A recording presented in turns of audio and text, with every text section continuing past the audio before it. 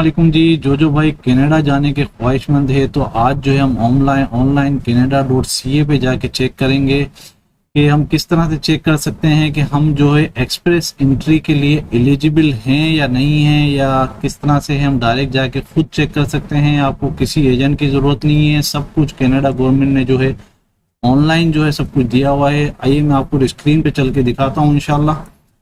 तो ये देखिए जी, ये जो है डायरेक्ट गवर्नमेंट की जो है अपनी वेबसाइट है canada.ca। ये लिंक जो है मैं आपको डायरेक्टली जो है शेयर कर दूंगा इंशाल्लाह। आप जाके जो है खुद जो है अप्लाई कर सकते हो। Do you want to come to Canada as a skill immigrant, find out if you are eligible to apply. तो ये सारी चीज़ें हैं, ये सारी रिक्वायरमेंट है। नेशनलिटी है, एज है, लैंग्वेज एबिलिटी है, फैमिली मेंबर है, एजुकेशन है, वर्क एक्सपीरियंस है, अवेलेबिलिटी फंड है, और जो है डिटेल ऑफ योर जॉब है। ये सारे जो है सवालात आपसे जो है किए जाएंगे इंशाल्लाह। तो उसके बाद जो है आप चेक कर, आपको जो है रिजल्ट जो है हाथ के हाथ आपको भी पता चल जाएगा। ये देखिए जी, चेक योर एलिजिबिलिटी, यहाँ पे आपने जो है क्लिक कर देना है सिंपल। और ये आपसे कुछ सवालात किए जाएंगे। विच प्रोविंस और territory do you want to live in Canada, if you don't have any yet choose the province of the territory you are you most like. अभी हमने यहाँ से सिलेक्ट कर लेना, बिल्कुल हम अल्बर्टा सेलेक्ट कर लेते हैं या न्यू ब्रुंसविक सेलेक्ट कर लेते हैं। इसके बाद हमने नेक्स्ट करना है। तो find out if you are eligible to apply. Okay, Canadian official languages जो है, you need to submit a language test. आपको जो भी गवर्नमेंट के प्रोग्राम है उसके लिए लाजिम आपको जो है लैंग्वेज टेस्ट यानी कि आइल्स की ज़रूरत लाजिम पड़ेगी। आप ये देखिए, ये सारे टेस्ट जो है आप कर सकते हैं। सो नॉर्मली लोग जो है आइल्स ही करते हैं, तो हम यहाँ पर सेलेक्ट कर लेते हैं आइल्स।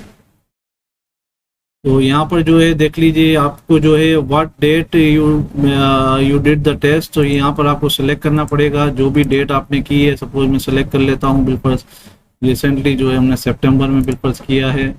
किस डेट को किया है, समझ लो 1 सितंबर को किया है। जो भी आपकी आइल्स की डेट है वो आपने यहाँ पर सिलेक्ट करनी है। यहाँ पर जो है आपने देना है find out if you are eligible, enter your score. आपने जो है स्पीकिंग के अंदर कितने लिए हैं, बिल्कुल मैं यहाँ पर 7 सेलेक्ट कर लेता हूँ।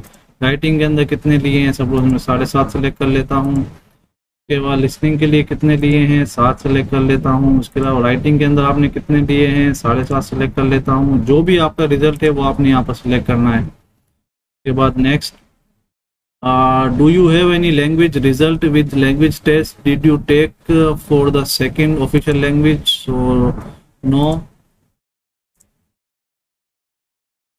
तो नॉर्मली आइल्स ही काफ़ी होता है।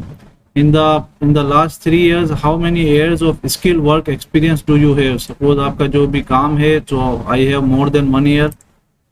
So during this period, which tier of the national occupation, NOC or your official? Okay, if you do not have any Canadian work experience during the period, please choose none of the above. So Canada में हमने जो है काम नहीं किया है, तो हमारे पास जो है कैटेगरी नन है,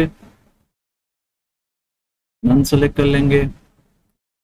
उसके बाद जी ये पूछ रहा है जी, in the past last 10 years how many years of skill experience you have full time or equivalent. So हमने जो है तकरीबन हमारे पास जो है मोर देन 6 मंथ है एक्सपीरियंस, या जो भी आपका एक्सपीरियंस आपने सेलेक्ट करना है। If you are not sure of the NOC job, find out the NOC. तो आपने यहाँ पर सेलेक्ट कर लेना है। मेरा ख्याल है आपने यहाँ पर जब आप फाइंड आउट करोगे एनओसी के कोड बता देगा, उस जो भी आपका प्रोफेशन है वो कोड यहाँ पर मिल जाएगा। मैंने ऑलरेडी परचेज का चेक किया हुआ है, तो मुझे जो है 2 और मोर ईयर जो है मेरा है ऑलरेडी है। तो यहाँ पर जो है मैं सेलेक्ट कर लेता हूँ next. Okay, do you have a certificate of qualification from the Canadian province और territory in your skill trade. So अभी जो है हमारे पास नहीं है। So how much money for Canadian dollar will you bring with you. तो यहाँ पर आपने सेलेक्ट करना है जी, आप पैसा जो है कैनेडियन डॉलर के अंदर कितना लेकर आओगे। तो सपोज मैं जो है सेलेक्ट कर लेता हूँ 36,000 या उससे ज़्यादा डॉलर लेकर जाऊँगा। How many family members you have, I have 5 members. So this is accordingly everyone will have changed, so accordingly you have to select whatever you have. So coming next. Okay, it is not working, I think.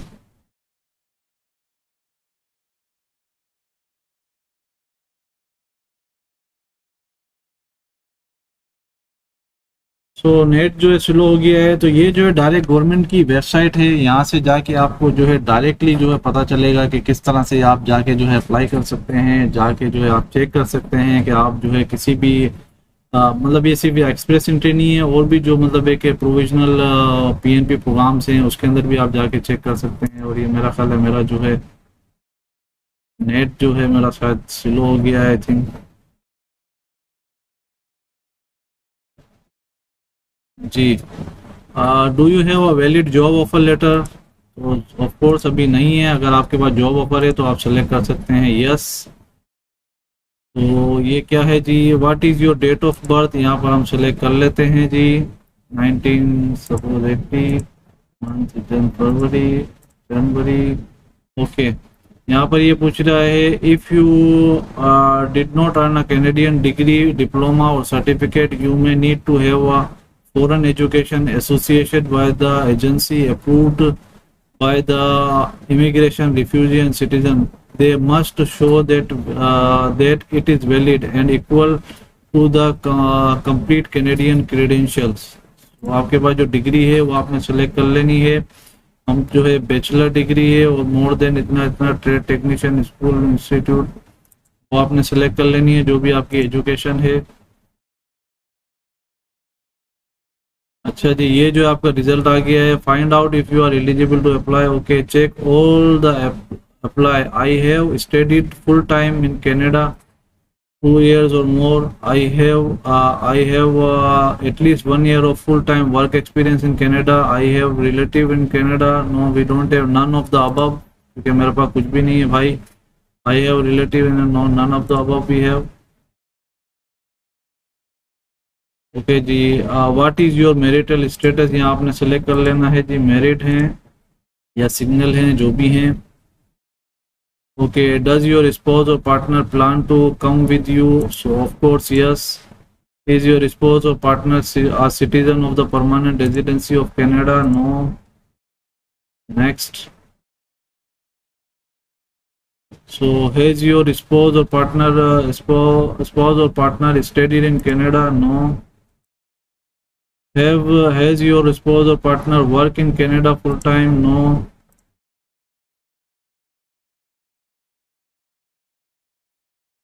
So has your spouse or partner taken an English language test? So if you have anything, so you can select yes.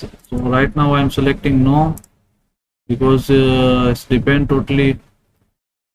Okay, based on your answer you do not appear eligible for express entry. ये देखिए जी, result जो है आ गया है। मैं जो है जो मैंने आंसर किए हैं उसकी बेस के ऊपर मैं जो है एलिजिबल नहीं हूँ।